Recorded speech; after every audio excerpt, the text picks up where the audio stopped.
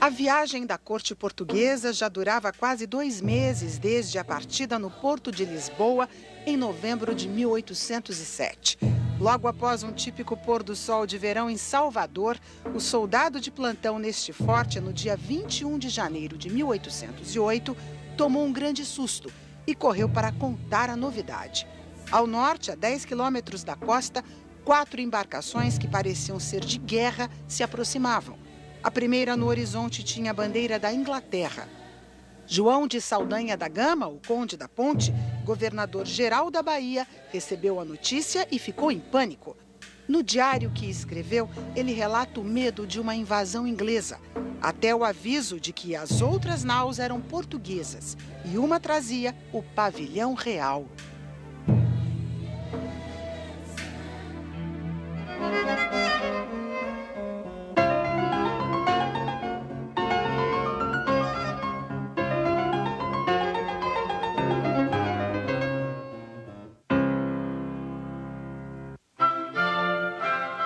A visita não podia ser mais ilustre. O príncipe regente, Dona Carlota Joaquina e algumas famílias nobres. A comitiva chegou sem avisar. A passagem demandou todo um conjunto de medidas para poder satisfazer, em 2 dias em que ele ficou ainda na frota, antes de mudar, de arrumação, inclusive de camas, de quarto, designando o rei, o príncipe, pessoas para verificar se tudo estava de acordo com aquilo que era necessário para a acomodação da família.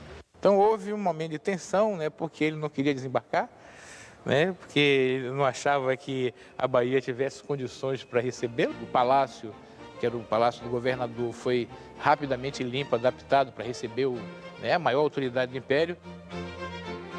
O Palácio Rio Branco era bem diferente da construção em estilo eclético que existe hoje no centro de Salvador.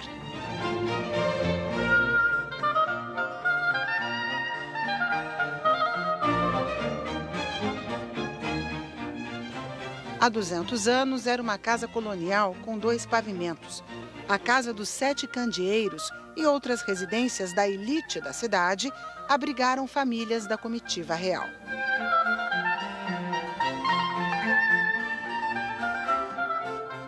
Na Bahia, aconteceu o primeiro contato entre as figuras retratadas nas moedas e os vassalos do Brasil. Entre o espanto e a admiração, os habitantes de Salvador receberam quem chegava para mandar e ditar moda. A questão do surto de piolhos na frota. Exatamente. E que as nobres portuguesas, as senhoras da corte, assolada de piolho, tem que raspar a cabeça e cobrir a cabeça com torso. E quando elas chegam, com turbantes, Então as baianas olham, vêm aquelas senhoras que vêm da corte, vêm do reino, todas de cabeça raspada de turbante, aí vão para casa e raspam a cabeça e botam turbante também para poder ficar igual à corte, porque é moda.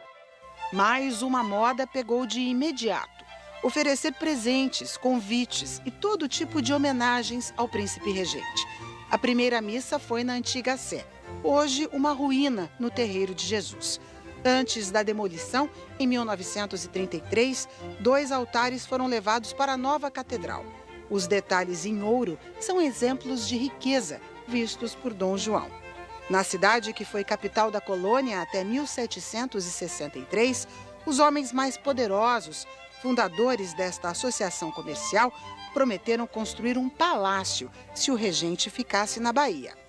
As damas cobertas de joias nos retratos do Instituto Geográfico Histórico em Salvador representam bem a elite brasileira da época.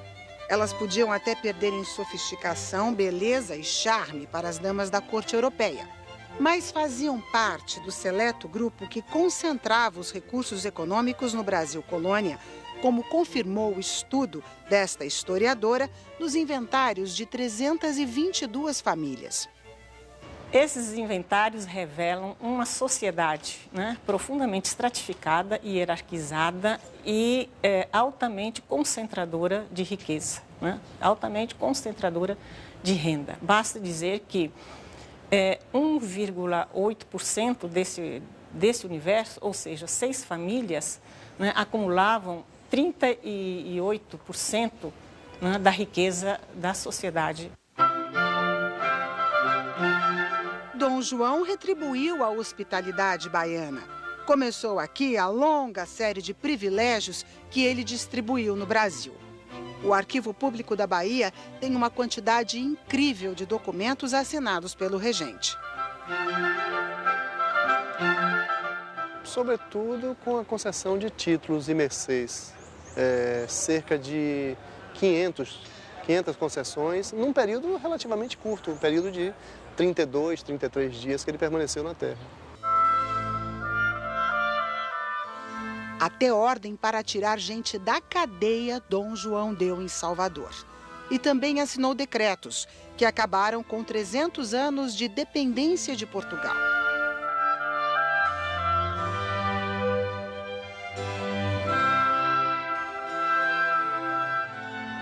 Nesta época, do Porto de Salvador saíam cerca de 60 produtos. A guerra na Europa prejudicou este comércio. Portugal, invadido pelos franceses, não podia mais receber os navios. O monopólio português, a exclusividade sobre a comercialização de produtos brasileiros, não era mais possível. E os armazéns daqui e de outros portos do Brasil estavam abarrotados de mercadorias. O Estado português precisava arrecadar. Se Portugal está ocupado pela França e não realiza esse trânsito comercial por lá, isso dificulta a sua arrecadação. Então, para os próprios interesses do reino, era fundamental a abertura dos portos. Em solo brasileiro, há menos de uma semana, Dom João decretou, em 28 de janeiro de 1808, a abertura dos portos. A decisão teve origem em acordos firmados com a Inglaterra. Mas um novo conselheiro surgiu em Salvador para influenciar este ato do príncipe. O Visconde Cairu é considerado como aquele que teria sugerido ao próprio Conde da Ponte a abertura dos portos. O Conde da Ponte fez uma representação ao príncipe Dom João, e ele, no próprio decreto de 28 de janeiro de 1808, ele revela essa representação feita pelo conde, mas em nenhum documento do príncipe consta essa sugestão, essa influência do José da Silva Lisboa. Mas há indicações de que ele teria realmente tido uma participação. Ele já tinha escritos a respeito disso, né? Propondo aquilo que naquele momento era chamado de franqueza do comércio, ou abertura do comércio para os países estrangeiros. Um desejo dos comerciantes locais foi atendido: a criação de uma companhia de seguros. Dom João também queria mais garantias para a sua própria segurança. O Forte de São Marcelo, cartão postal da cidade, ficou assim depois de obras feitas por ordem do príncipe. A construção do forte começou em 1650, na forma de uma torre erguida sobre um banco de areia. Em 1728, ganhou um anel baixo com praça de tiros. Em 1808, após a determinação do regente, começa a reforma que vai elevar o anel periférico. A reforma concluída em 1813 deu ao forte o aspecto que ele tem hoje. Todo o sistema fortificado ganhou reforço. Alguns reforços em homens, em tropa, né? Outros reforços em canhões, ou em quantidade de pólvoras e tiros também, né? Isso é um reforço natural para enfrentar qualquer possibilidade de inimigo. Este forte, a sua capacidade máxima foi de 54 canhões, que naturalmente intimidaram todos os possíveis pretendentes a invadir essa terra. Nunca mais essa cidade foi atacada, nem o seu porto, o que era uma constante por piratas, corsários e bucaneiros que por aqui passavam.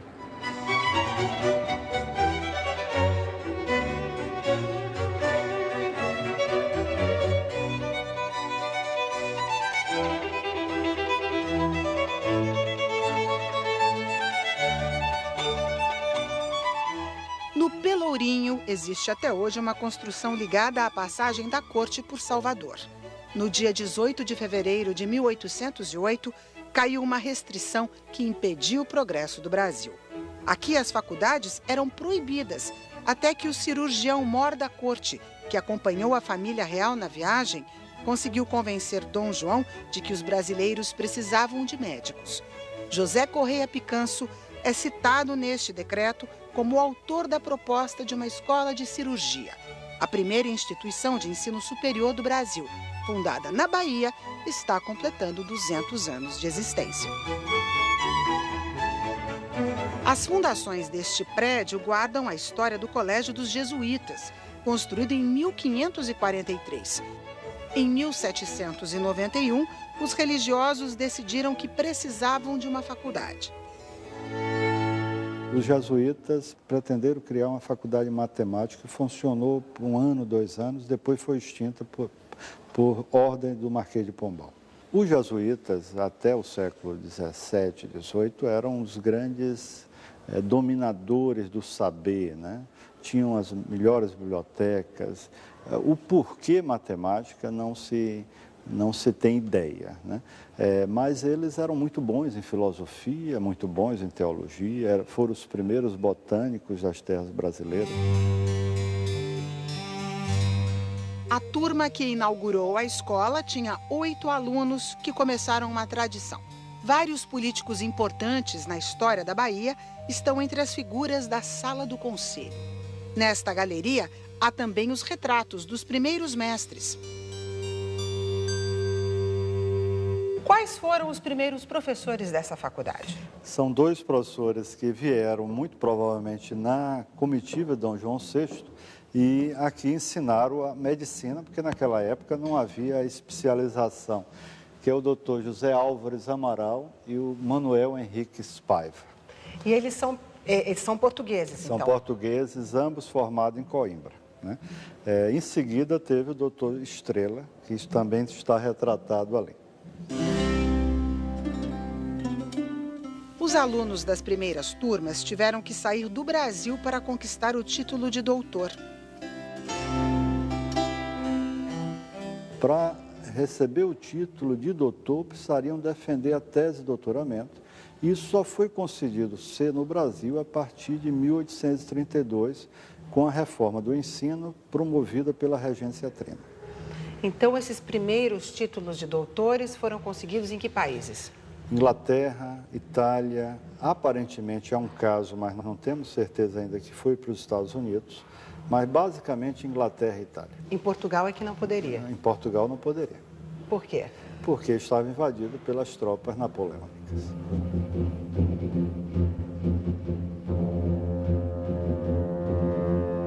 Não era apenas a Europa que estava estremecida por conflitos e novas ideias de origem francesa. Aqui mesmo em Salvador, nos muros do Convento das Clarissas, nas margens do dique do Tororó, foi planejada uma revolução em 1798, 10 anos antes da chegada da corte portuguesa. Os líderes do movimento sonhavam com igualdade e liberdade. Havia essa expectativa de que a França libertária, cujas informações da sua rebelião vinham chegando durante a década de 90, viessem de alguma forma a ajudar num processo de rebelião. Outro aspecto dessa relação com a França era a enorme presença de uma literatura francesa. Inclusive presos tinham nas suas bibliotecas enorme quantidade de livros franceses, livros que falavam inclusive da própria história francesa, panfletos, informes que chegavam, sobretudo clandestinamente, nos navios que aportavam na Bahia. Nos boletins espalhados pela cidade, os revoltosos pediam o fim da monarquia, sonhavam com a república. Um deles tinha a lista de participantes. Entre militares e artesãos, 676 pessoas. Foi uma rebelião planejada. Primeiro, os boletins sediciosos foram divulgados, fixados nas paredes, com a prisão de algumas pessoas, e depois uma tentativa de uma reunião, que foi delatada. A maior punição foi a pena de morte, para 4 dos participantes. 4 considerados como líderes principais do movimento. E eles foram executados efetivamente no ano seguinte à rebelião, na Praça da Piedade, aqui em Salvador, pela forca. Acusados e condenados pelo crime de traição, o crime de lesa majestade. Os condenados à morte ganharam homenagens na praça onde morreram. João de Deus do Nascimento, Manuel Faustino dos Santos, Lucas Dantas e Luiz Gonzaga das Virgens, considerado o maior líder do movimento. Depois de morto, teve mãos e cabeça decepadas e deixadas no lugar da execução até que o tempo as consumiu. Na Bahia, o perigo da revolução foi exorcizado. Mas a luta dos negros, mulatos e miseráveis estava longe do fim.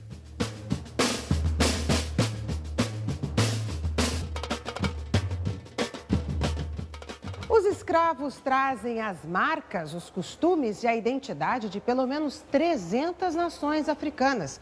Aqui no Brasil, a convivência entre escravos de origens tão diferentes gera conflitos e separações de classes. 80% negra, 20% branca, e entre os negros ela é metade população livre, negros livres e mulatos, pardos, mestiços, e a outra metade escravos, em sua maioria africana, né?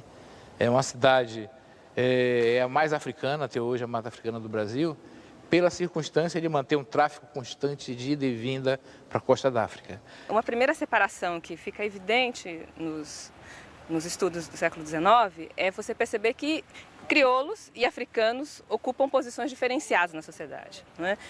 Você encontra muitos relatos falando, por exemplo, que muitas vezes um crioulo era mais confiável, seria mais dócil, seria menos perigoso do que um africano, à medida que ele já falava português, né? Que ele já tinha adquirido hábitos brasileiros e que que diferente do africano, ele não recusaria radicalmente essa cultura que estava sendo imposta a ele.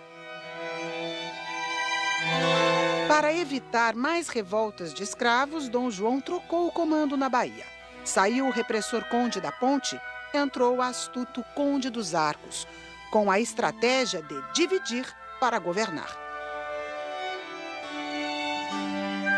Aprofundar as diferenças das dezenas de nações africanas que estavam representadas na Bahia, né, de modo a que elas não formassem um grande bloco.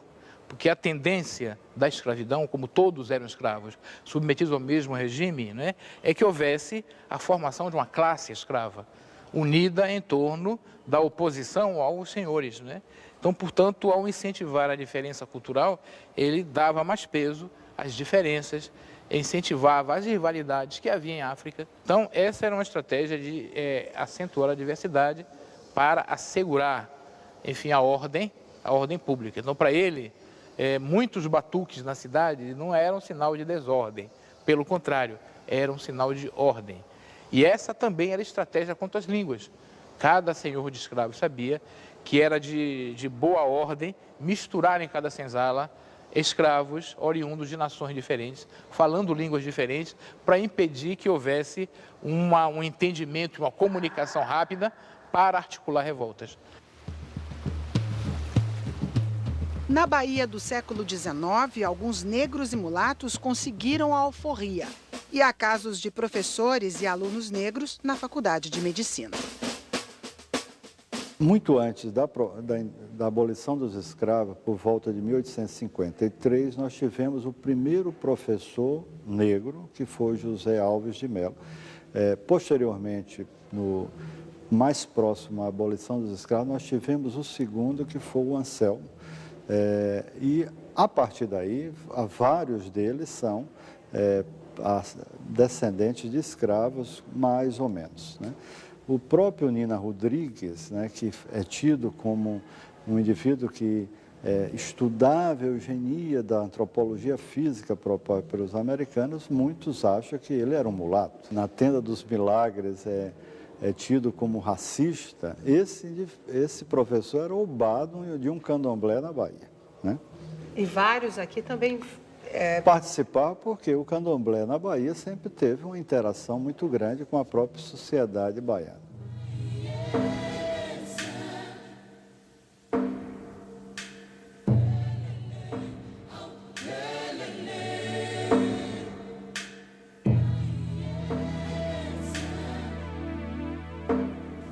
Nos 35 dias que ficou em Salvador, Dom João apenas começou a ter contato com a rica cultura brasileira. Em 26 de fevereiro, a frota com a família real seguiu em direção à futura sede de todo o Império Português.